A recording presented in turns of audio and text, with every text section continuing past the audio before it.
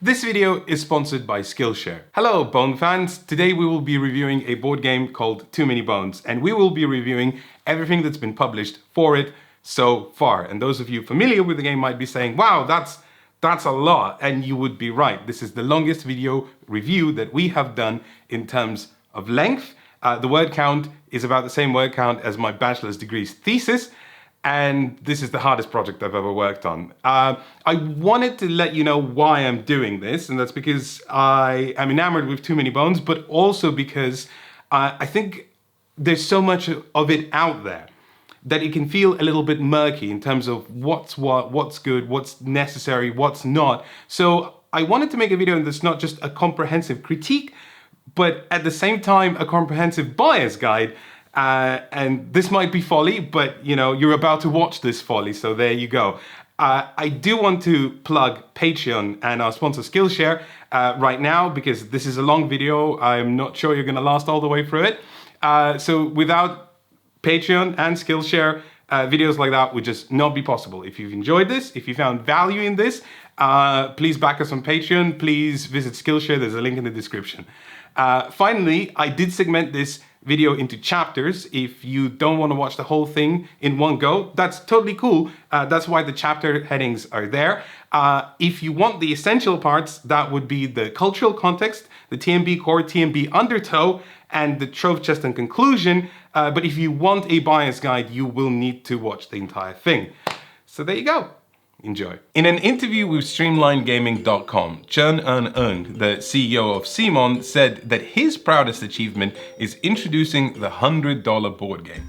Well, I can't take that away from him, but I think he's burying the lead. The thing that absolutely everyone will remember CMON for is not the $100 board game, but how they warped a scene known for crowdfunding indie darlings into a big boy pre-order marketing extravaganza. Some of you will be familiar with Zombicide, CMON's breakout hit, but I bet a lot of you won't remember how their Kickstarter campaign went. For Zombicide to succeed, it needed to accrue $20,000, which might seem modest right now, but back in 2012, only 1 or 2 board games went above $200,000 in their campaign totals. Zombicide was one of those games. Success. It's easy to see from here how Zombicide shaped Kickstarter going forward. I can't say for certain that it was the first bloated crowdfunding campaign filled to the brim with expansion, stretch goals, and exclusive content that fuels the second-hand scalper market that artificially increases the game's value, but it was the one that succeeded, and other board game publishers wanted some of that Zombicide money too. Except that's not what happened. CMON did not raise $200,000 with their funhouse ride through zombie tropes. They raised $200,000 in the first 3 quarters of the campaign. And it turns out someone at Penny Arcade mentioned Zombicide in a forum somewhere, and believe it or not, in 2012 people cared about Penny Arcade, so things started blowing up. Like 400k blowing.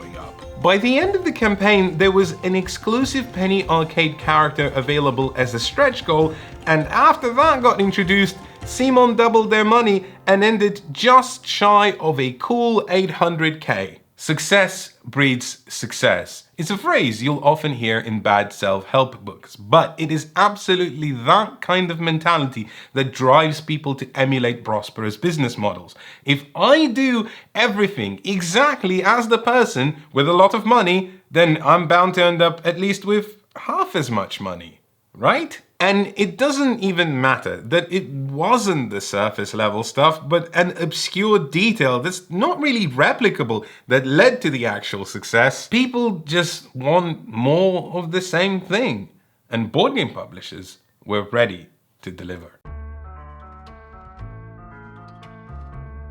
It is only through that prism that we can view chip theory games and their very own breakout hit, Too Many Bones. This comparison might not seem kind, mostly because it isn't exactly accurate. Chip Theory Games isn't CMON, rather a company that emerged in the culture engendered by CMON.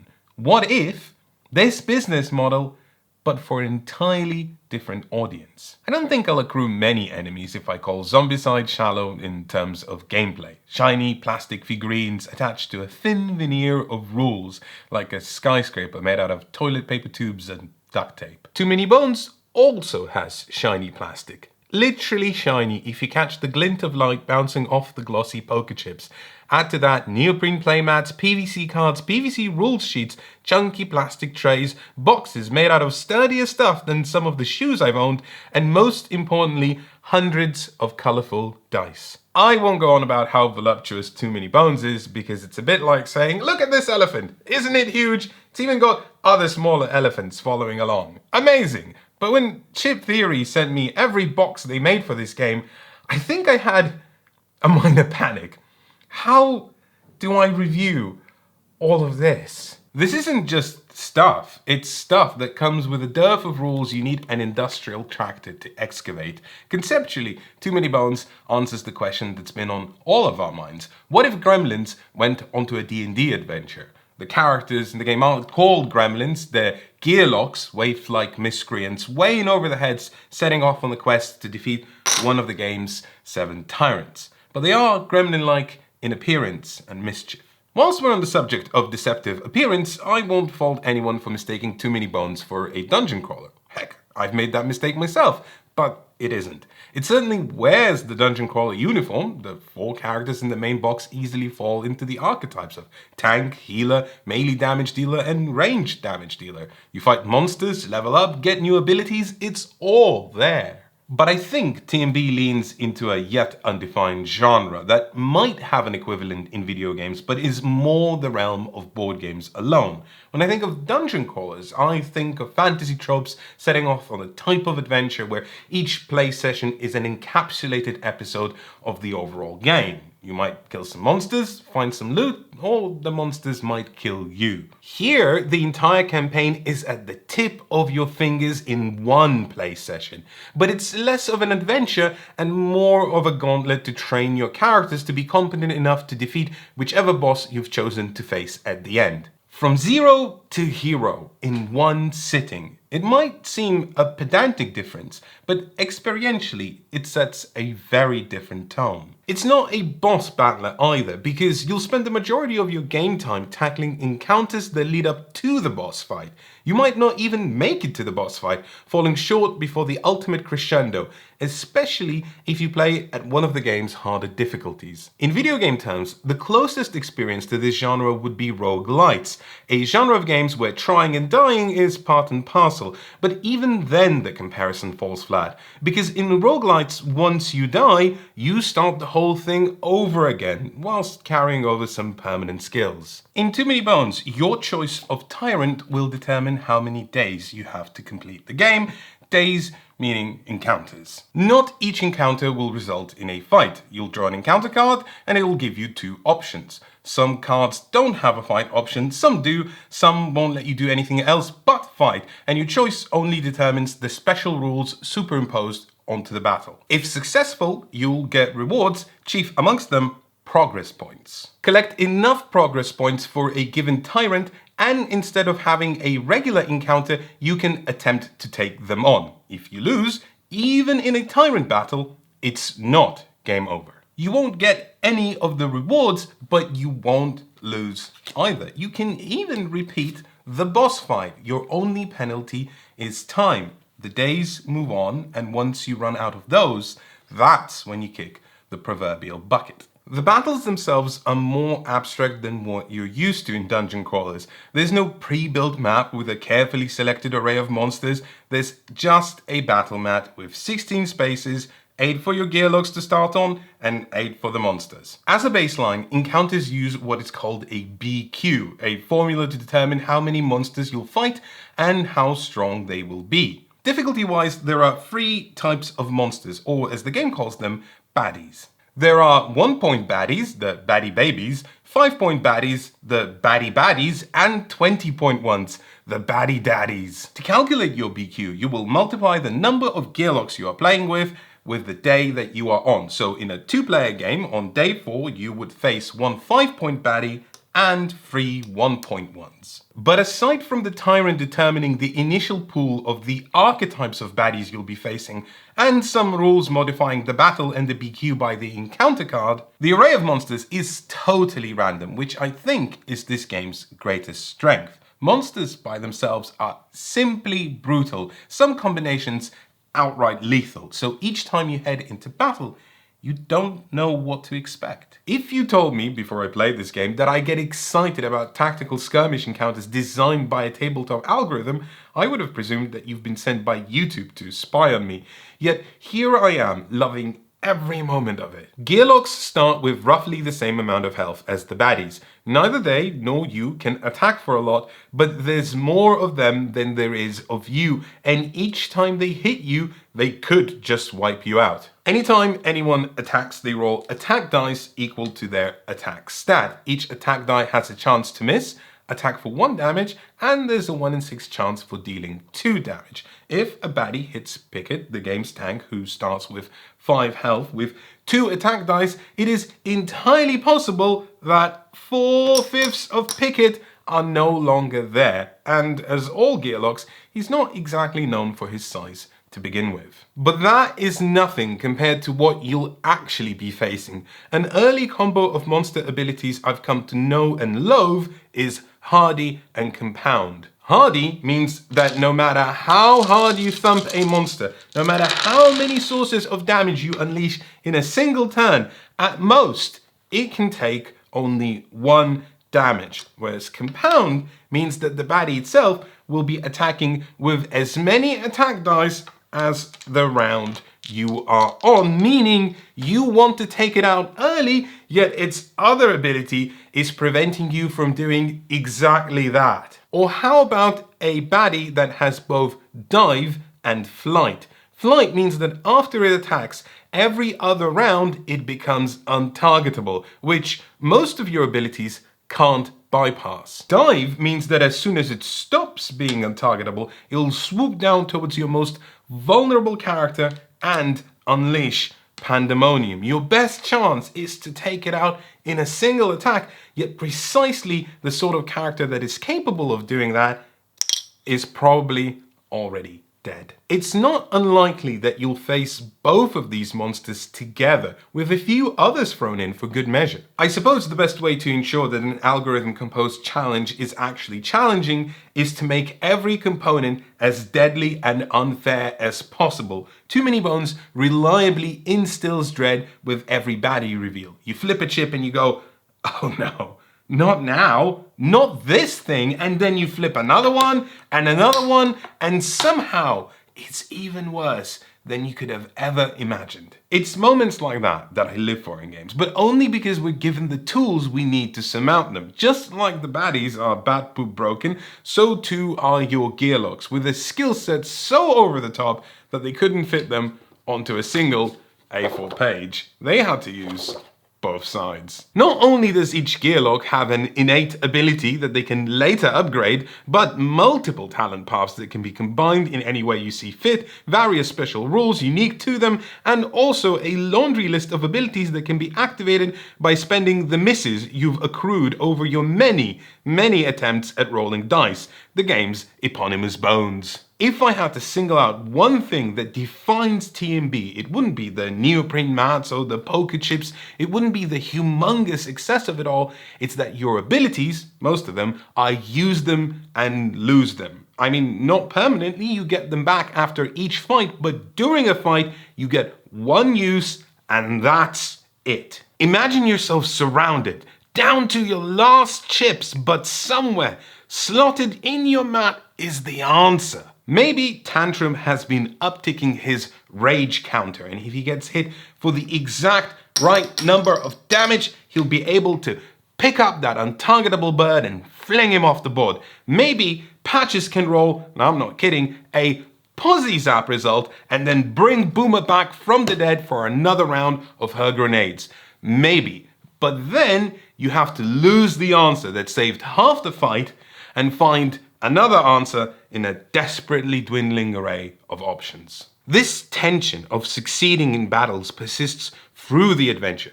Each day the fights grow harder, tougher, meaner. But if your party gets wiped, that means missing out on all of the rewards. That's not just the progress points that eventually let you challenge the tyrant, but also loot and, most importantly, training points. This is perhaps the real playground of Too Many Bones. I hesitate to use the kid in a candy store analogy, not only because it's tried, but also because systems like that have been tailor-crafted to compel people with ADHD like myself.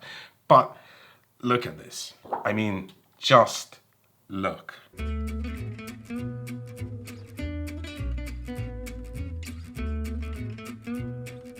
I bet you're having precisely one of two reactions to this ability sheet. You either want to run for the hills, in which case you can safely write this game off as not for you, or you're going, I can see myself spending hours upon hours just floating in it. I wasn't kidding about ADHD. I sincerely think this game was designed to compel to people like me, but it doesn't mean that it accommodates me well.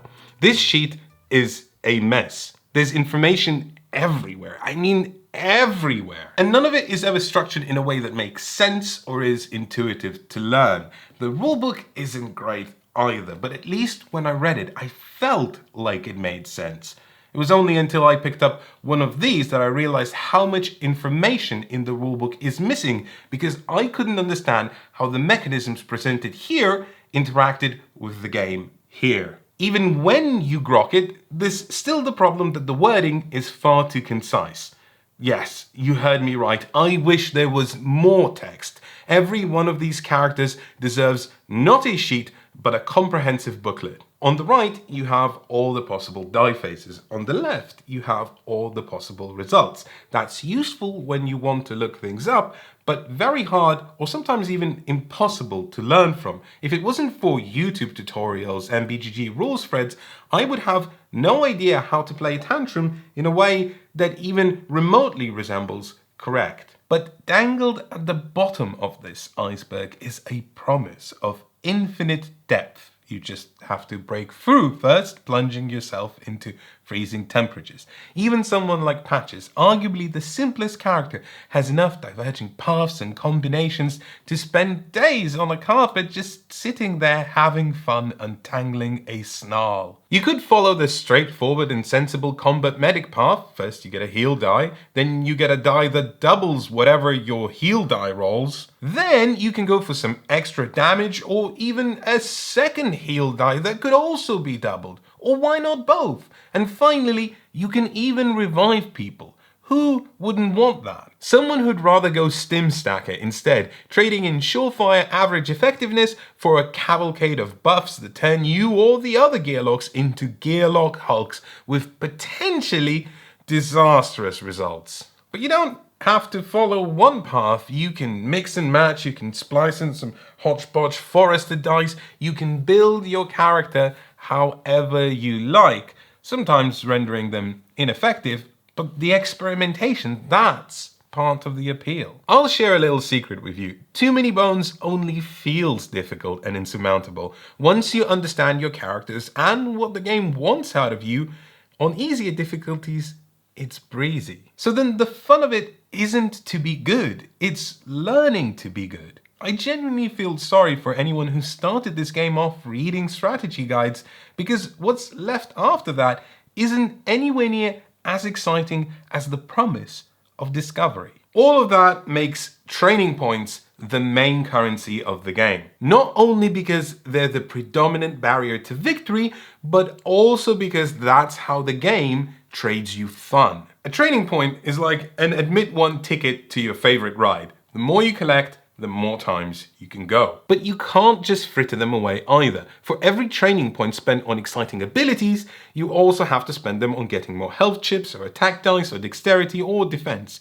Every single one of these is crucial, and managing how many you get of each is as murky as your character sheet. Attack is simple. For each attack you have, that's how many attack dice you get to roll, so that's important. So is health, because 5 health might seem like a decent amount, but actually a stronger baddie could wipe you out in a single turn, so you want to get more. Defense is also important because for each defense die you roll, that's potentially 1 or 2 damage prevented, but also it's a good source of bone results to activate your ancillary abilities. And then dexterity is important because dexterity not only lets you move on the battlefield, but it's also the total number of dice you get to roll each turn. You could have an attack of 6. It won't do a single thing if you only have 3 dexterity and are limited to a total of 3 dice. Because you lose those precious skills as soon as you use them, your stats will be your bread and butter. Upgrading your character is a tightrope management game. Lean too far to one side and you're off. Which sounds fragile, and frankly it is. Too Many Bones as a design is a bit like a stained glass window. Beautiful, complex, and all it needs to break is a naughty kid who's a bit bored and has easy access to pebbles. If this box was the only way to play Too Many Bones, I'd end this video on a cautious recommendation. Get into this if it sounds like precisely the sort of thing you don't mind sinking a lot of time, money, and brain cells into. But it's not the only way to play, and that gives me the perfect excuse to be a bit more critical. And when I say critical, I mean that I wouldn't recommend this version specifically. You do get 4 characters in the box, but 3 of them are not very interesting. I want to like Boomer, the grenade lobbing range damage dealer, because she sounds exactly like the sort of character I would enjoy. Her grenades are a bit like Batman's utility belt filled with exploding knickknacks, which I guess is just Batman's utility belt, because if you think about it, it's just full of exploding knickknacks. Want to deal damage in a concentrated area? Check. Want to blanket fire the entire enemy field? Check. Want to disable their abilities? Also check. There is a grenade for every season, and of course they're situational. Of course they have the potential to hurt not just the enemies, but also your friends. That's what grenades are all about, having fun with everyone. But first, you have to build your grenades, and that means rolling dice every turn, spending precious dexterity just to set everything up. It's not that I mind unpredictability, it's that I mind unpredictability that's unpredictable whether I'll even get to engage in unpredictability. If I need luck just to have a chance to push my luck, I'm not titillated, I'm just frustrated and bored. Patches is the complete opposite, and he's also, judging from the giant syringe in his hands, the T&B universe's version of a patisserie chef. Scarcely have I found a time when him stuffing his serum wasn't somehow useful, yet rarely was I excited for it. I'm so bored by Patches, I haven't even got anything particularly exciting to say about him.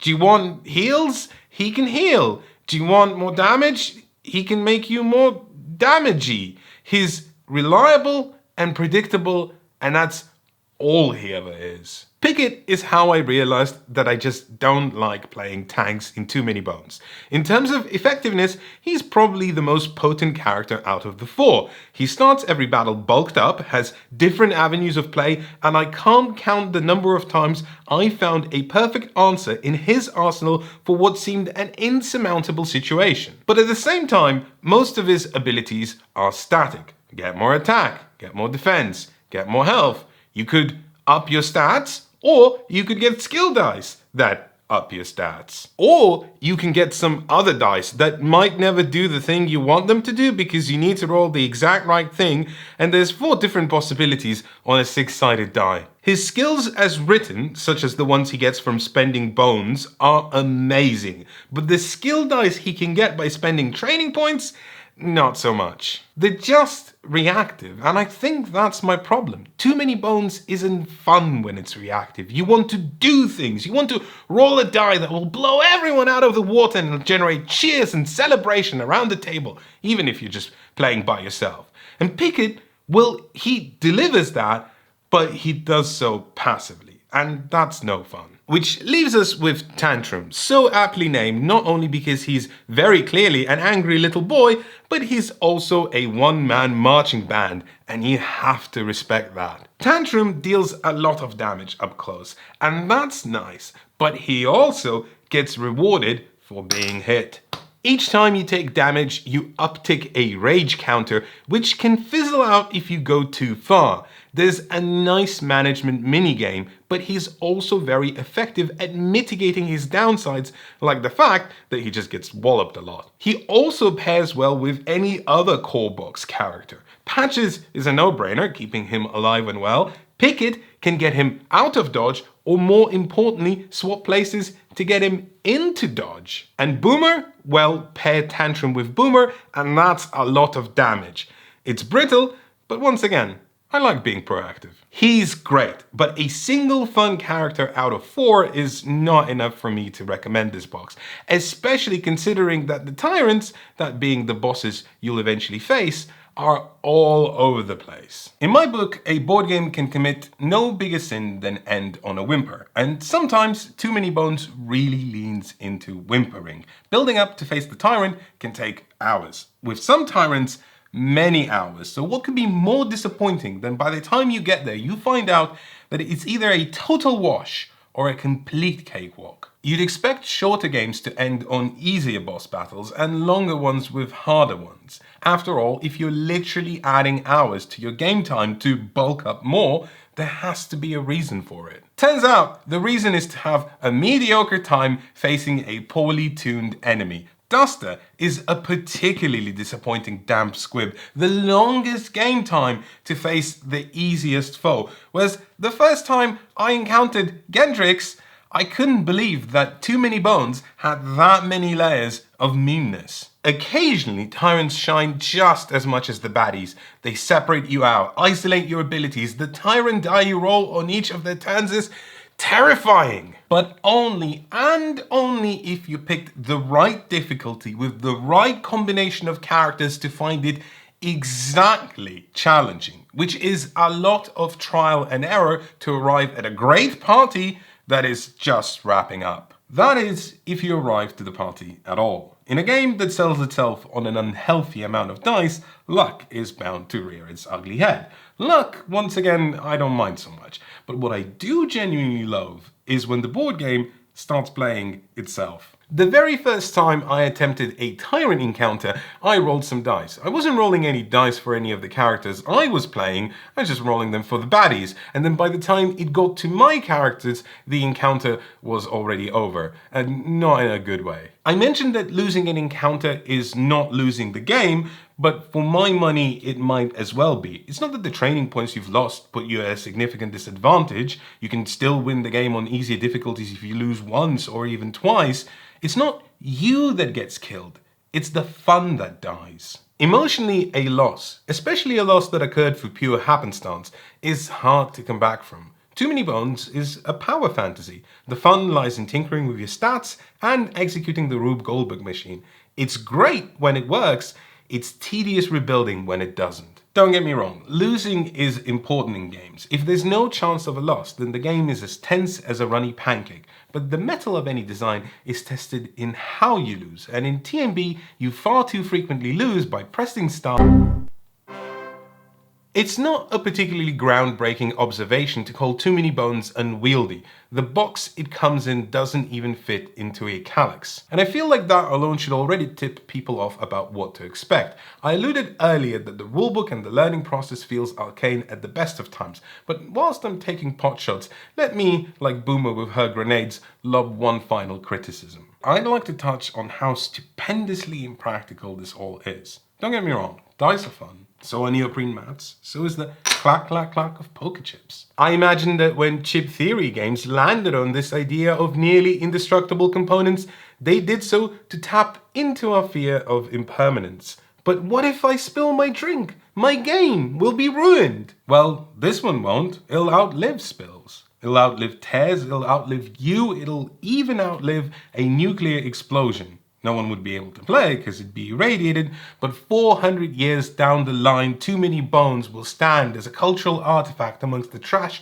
and detritus so that our descendants can say things like, funny how people were obsessed with consumerism and stuff. If Too Many Bones is the only board game that informs future us of what people wanted out of games in the era of latter-day capitalism, what does that say about present us? The cost isn't just environmental. Something I'll touch on more towards the very end of this video, it's practicality too. Turns out there's only so much information you can fit onto a poker chip. If Simon wanted to give us excessive miniatures, then Chip Theory Games want to give us excessive everything. Bits, rules, size, scope, it's all huge. It's all scattered. I'll never forget my first play of Too Many Bones. I was shuffling around a table littered with neoprene mats, poker chips, dice, free PVC rule sheets, a rule book, a tablet with a tutorial video, and BGG forum search on my phone at the ready. I had to bounce back and forth between them like an intoxicated pinball, getting clobbered with rule exceptions, vagaries, and particularities. I had an actual panic attack. I'm not joking. Elaine had to tell me to step away from the game and calm down. It's not insurmountable, but I wouldn't call it pleasant either. But more importantly, I think it speaks to what was happening with this game in terms of the design and production process. Too Many Bones is a big box of big ideas. Too many to fit inside, too bombastic and grandiose to control, too numerous to cohere. I suspect that when the first Kickstarter for Too Many Bones went up, the designers were just as much in the dark as to how all of this would play out as the rest of us. We were given a big box of things, and it was up to us, not them, to make sense of it. Too Many Bones Undertow addresses a lot of the game's shortcomings, but it wasn't a straight journey from box average to box better. As in any self-respecting bloated Kickstarter project, first we had to have a lot of expansions, and just like the core bucket of dice, it's a mixed bag. 40 Days in Daelore is the sort of expansion that's nice when the core game it expands is fantastic, but useless in all other cases. It just adds more stuff, without modifying any rules. In this instance, we get a smattering of more monsters and a double up on encounter cards. I added mine in after I played about 3 or 4 games of Too Many Bones Basic, and I barely noticed a difference. The monsters might as well have been there to begin with, and the encounters didn't feel like they were any more exciting than the regular ones. It's just more stuff that could have all been in the base box, but if they did put that into the base box, how would they sell you an expansion? I imagine the variety might be appreciated by someone who plays TMB Core a lot, but I'm not recommending TMB Core, so this expansion can go straight in the bin. Following right behind is Tink, one of the first wave's 3 extra gear locks. Tink is another tank, and yes, the alliteration is amusing, but that's where my amuse ends. I did say I dislike playing tanks in Too Many Bones, but trust me, Tink is rubbish no matter your preferences. His whole shtick is deploying spider bots that go around the map and kill things for you, whilst you twiddle in the bottom lane with a joystick. Mechanically, it's a mess. And from an effectiveness standpoint, there's not much to write about either. His bots are fragile, unreliable, and cumbersome. And when they do inevitably die, you're left with a rubbish gear lock that can't do anything. If Tantrum was a one-man band, then Tink is a one-man disaster. I can't say that Nugget is one of the best gear locks in the game, but that doesn't stop her from being a whole lot of fun to play. Nugget is a melee damage dealer that can sometimes dish out some hurt from a distance, and she's got some neat utility skills, but her real strength is supplying your party with an endless amount of loot and Trove loot. That's an aspect of the game I neglected to mention, but don't mistake it for my ambivalence. Loot is enormous amounts of fun. Your skills are a joy to tinker with and find cool combinations. Loot amplifies and elevates that joy, because I can't for the life of me think of a single card that I found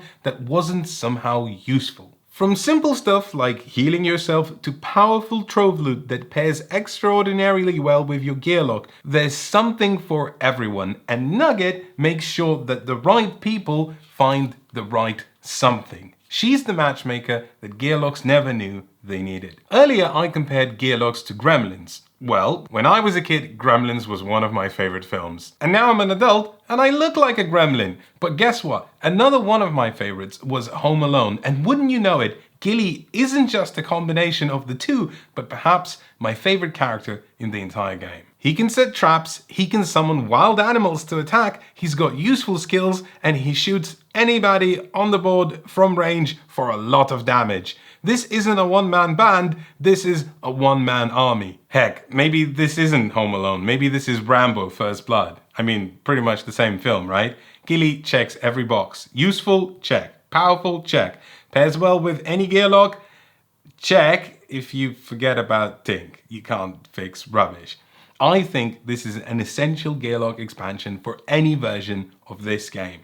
Get Ghillie, you won't regret it. Which brings us to the final expansion of the first TMB release cycle, the Age of Tyranny. And on paper, it looks like it's essential. I hesitate with campaign modes for any game, especially one so voluptuous.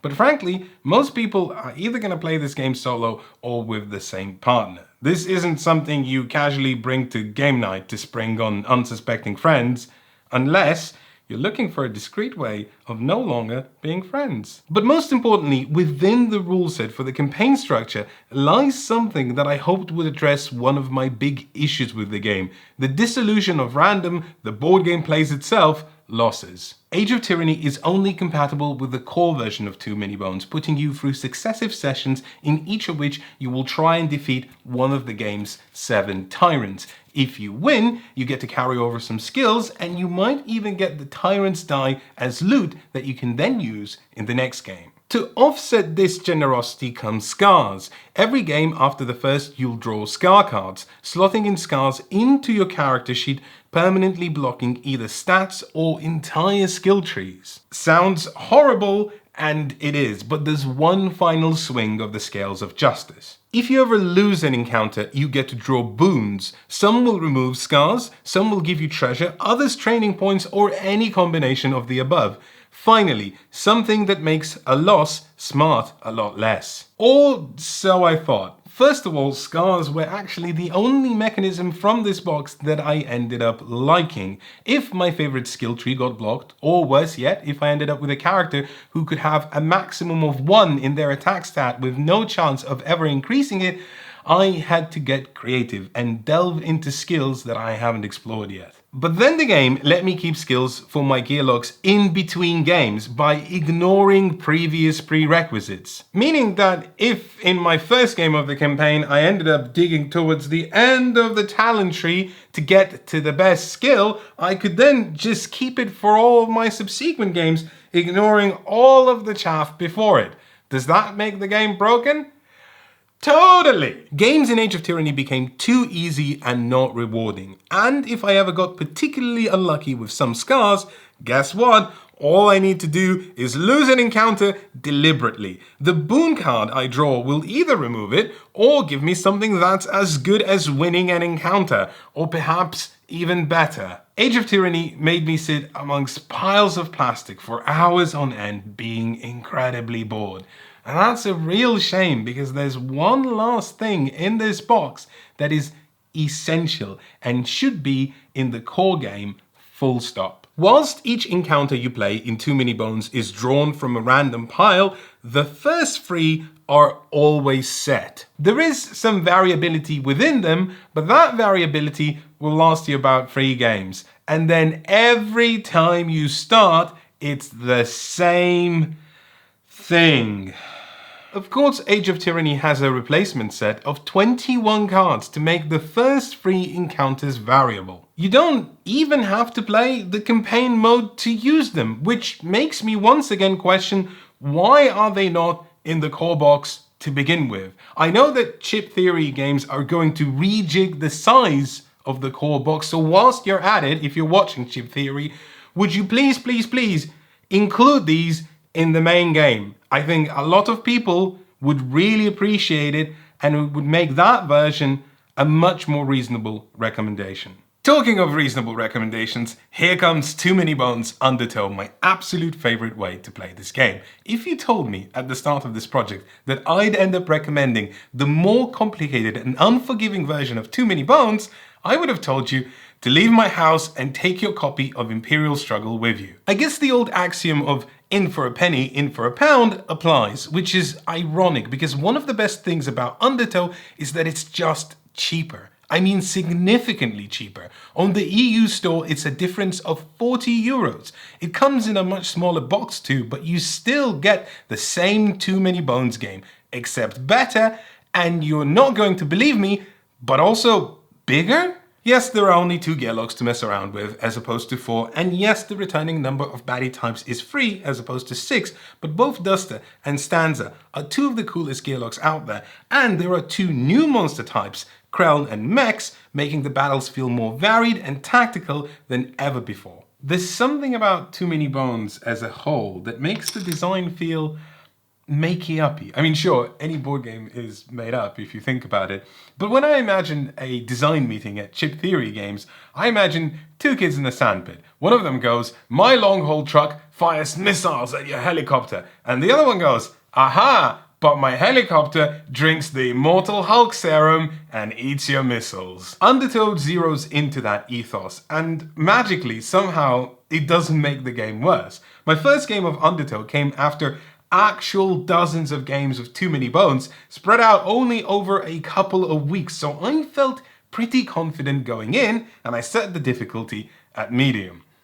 That was a mistake. The 2 new monster types have their own special rules, appearing on the sides of the now extended board and threatened with extra loss conditions or just general toughness. This makes positionality a lot more important. Actually, scratch that. This makes positionality important, full stop, because in the core game it was irrelevant until suddenly it wasn't, by which point it was too late to start considering it. I spent a lot more time contemplating where my gearlock stood, whether they would move, how the turn sequence would play out. Undertow felt a lot more like a puzzle, where I had to move pieces in my head, account for probability, run simulations. Even existing monster types offered new keywords and new mechanisms, rich with challenge and convolution. In so many ways, it felt like playing Too Many Bones from the beginning again. I had to relearn how to be good at this game. Even the first out of the 5 new tyrants, Barnacle, wasn't anything to be sniffed at. The boss encounter was cool too. You had tentacles grabbing the sides of the raft, distracting you from Barnacle himself. It felt bold, new, varied, improved. And also impossible to penetrate. Learning Too Many Bones was very hard. Learning Undertow was just about the hardest thing I ever had to do for this channel, aside from actually playing dozens of games of Too Many Bones. Not only does it come with a slew of extra rules, but that rich design space indulges in creating exceptions every time it turns a corner. You only ever need to spend about 15 minutes playing to discover some obscure rules interaction that no one's ever thought of. And somewhere, someone probably has an imaginary 200-page rules document that covers everything in their head, but it doesn't exist in the real world. So all you're left with is the hope that someone else had that same question and asked it on the BGG rules forum. Which leaves me very conflicted. The core game has, I can't believe I'm saying this, straightforwardness. Relative straightforwardness that's only apparent in hindsight, that Undertow just does not possess. But Undertow is just so much fun. Take Duster, for example. Conceptually, I'm very tickled to play a gearlock that used to be a tyrant originally. Mechanically, she is fragile, but she comes with a variety of skills that are just creative ways of murdering baddies that feel dynamic and inventive. Stanza, on the other hand, is a support character that's the total opposite of Patches, the other big healer gearlock in the game. She can do just about everything, but you'll have to finagle those situations into existence by spending multiple rounds playing songs. Sometimes multiple songs at once. Don't ask me how that works. She pairs incredibly well with Duster, and they're both pretty great with other characters too. The other hidden benefit of Undertow is that you get all the best parts of Age of Tyranny in-baked into the box for free. The starting encounters have variable options and the campaign mode is stripped down, but feels a lot less wonky, ditching the scars and boons nonsense, but letting you keep dice from tyrants you defeated. You do only have 2 characters, but you get the interesting ones, and for the price difference, you can get yourself Ghillie too. Too Many Bones is an expensive game, but it doesn't have to be uber expensive. If you get yourself just Undertow and maybe another character or 2 later down the line, you're doing just fine. They say a joke is terrible if you have to explain it. Well, Dart has a companion called Boar''D because it's a boar in a board game. Chip Theory Games made sure they'll never have to explain that joke to anyone, but I can't hear any laughter. It's hard to imagine a bad ranged damage dealer in Too Many Bones, mostly because even if their skills are bad, the worst they can do is roll a lot of attack dice at any targetable baddie on the map, so here the designers did the imagining for us. Dart is a ranged character, and she can even attack multiple targets with the same attack, but only with a single attack die for each of them, and then she has to exhaust the attack die for the entire encounter. She can also administer various poisons to her enemies with that attack die, get it? It's like a dart, and they are variable and have different utility skills, but they only last for a single turn unless you administer the lot onto a single target. It's all so circumstantial and negligible. She's all downsides and no fun. She's also the most complicated gearlock, aside from the lab rats maybe, because she has to manage rules for her companion, Bo''D, that works differently to Duster's companion, Nightshade, and is nowhere near as effective. Then there's this whole other mechanism where you have to flip her mat and completely change the rules to achieve only something that mitigates her downsides through what feels like a time-wasting ritual. Dart's only saving grace is that Tink is no longer the worst gearlock in the game. They can share that spot together. Gasket is the game's third tank, and you know what that means? I don't like him, is what I would say if Gasket wasn't the exception that proves the rule. If Picket was passive and reactive and Tink was just tepid garbage, the Gasket brings a lot more positional abilities which make him particularly strong when playing Undertow, where that matters a lot more. Like Tantrum before him, he has a whole management minigame. He's a mech and thematically a leaky one, so you have to make sure that he literally doesn't run out of steam or whatever is the fluid that powers him. In return, you get to push things, pull things, grab things, and do tremendous amounts of damage whilst doing so. Pair him with someone who can disable nasty baddie abilities, and you've got a pretty versatile team. My only warning is that Gasket is particularly difficult to play well, and probably that makes him not an ideal first Gearlock expansion purchase. Experiments. They can be fun, but most of the time they're misshapen disasters. I am of course talking about Splice and Dice, the core pillar of the third wave of releases for Too Many Bones.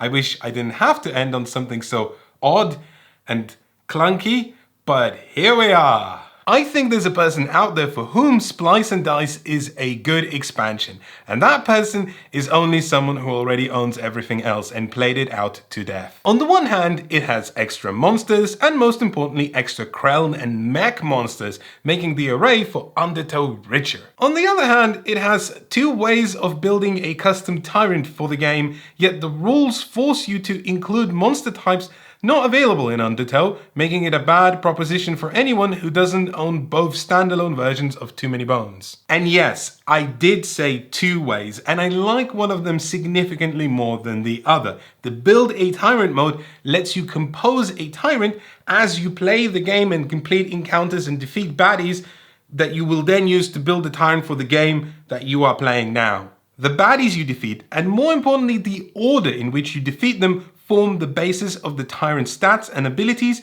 making already deadly encounters even trickier. I appreciate what is happening here, but I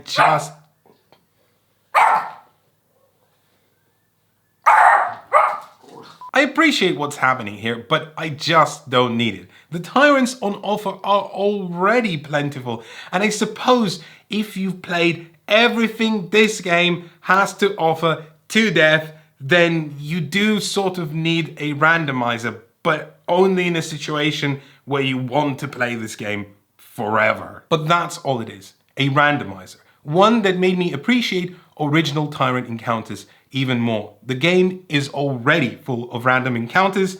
It's nice to have something cohesive. Bizarrely, that's something Splice and Dice also offers. 5 more pre-baked tyrants applicable to any version of the game. As wonky and bizarre as the rest of the stuff in Slap and Dash. You want it to get weirder? How about a whole new game that uses the components of Too Many Bones, but once again lets you build a randomized tyrant for the game that you will then be playing of Too Many Bones. Is it any good? Well, what do you think? The Lab Rats carries the ethos of Splice and Dice into a new gear log. Or is it 4 new gear logs? That's right, this expansion goes quadro, hoping that multiple mediocre things will cohere into a single good thing. And it does. Sort of. The Lab Rats are fine. I'd even call them useful. I just hated playing them. Perhaps even more than I hated learning how to play them. I mentioned before that in complexity of rules they rival Dart. You have to untangle a new tag team system, manage 4 mini playmats, and navigate a convoluted way of spending training points, all in the name of looking after 4 Gearlock children. I think the analogy is apt here. It really does feel like babysitting. I once had to look after 2 overactive puppies simultaneously, and it is a day I will never forget.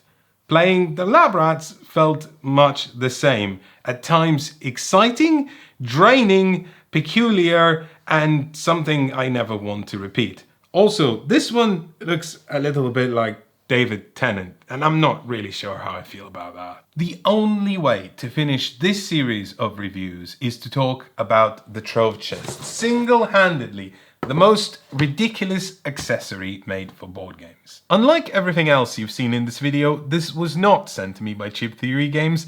I regret to inform you that I perhaps do lack good judgment and have bought this storage solution myself. Dear viewer, I ask you, can you blame me? Do you see how many boxes I have? If I get rid of all of them and consolidate everything into this cube that, yes, fits perfectly into a Calyx shelf, I'll create enough free space in my house to write this off as a rent-saving expense. Now everything lives compartmentalized, with extra storage solutions inside like character and tyrant trays, and I can finally dispose of these boxes for good. Which brings me onto a sneaky subject to cap this video off: waste. Unmistakably, the ethos behind Too Many Bones is a game you will own for life. You will collect it, you'll treasure it, you'll indulge it for as long as you're tied to the physical realm. But if you, like me, ended up with all these boxes that take up that much space that you then throw away only to take everything from here into here, I have to ask, what is the point of all of this? It's not just that the boxes are too big to begin with, in some case simply filled with packaging foam and manifesting in this form only to accommodate the unbendable PVC rules glossary and a tiny set of poker chips and a pack of cards. It's not just that everything is made out of mountains of plastic, it's the hubris and callousness of it all. Here we have the grandiose vision, the ultimate plan, delivered to you in a mound. I get it. It's a marketing gimmick, and the volume is the post-Zombicide selling point. So here is my verdict. I really like Too Many Bones in terms of play, but I don't like it as a product. And not just because of bad rulebooks or inconsistent post-launch YouTube tutorials. I wish more effort went into delivering us the game rather than delivering us impervious game coffins. I like when Too Many Bones gets ambitious. One upcoming expansion, for example, is a pop-up book that doubles as an adventure with tucked away baddie chips or new loot cards emerging from fold-out envelopes. That is what I want. The crowdfunding campaign that is running now, allegedly the final one to finish the series, also looks promising, with new gear logs and a whole new standalone version of Too Many Bones, putting a twist just like Undertow did, with lava terrain and more positional puzzles. Fantastic! But did it really have to be another standalone game? With 2 not enough? Do I really need health chips I won't use, attack, defense, and effect dice I won't use? I already have a spare set that came in Undertow. Will you really ship it in 6 separate boxes for fans who'll buy everything, for them to only throw it away so they can put it in another box that was also sent to them from China to distribution centers, and then from distribution centers to their homes. I don't want to end on a negative, because I do think that Too Many Bones is one of the most interesting and ambitious board games out there. And one thing I'd like to ask you as the audience is to definitely put pressure on your favorite publishing houses to be more environmentally conscious in terms of how they ship and package games. But don't do it right now to Chip Theory Games. They're probably watching this video. They know you know, they know you care. It's too late to change anything on their current campaign. Don't make their life difficult right now. Instead, be conscious of your purchasing decisions. You don't need everything made for this game. Just get Undertow. That's a pretty good start and probably a pretty good end. Or get the new standalone version from the current campaign if you feel like taking a punt. But don't do this.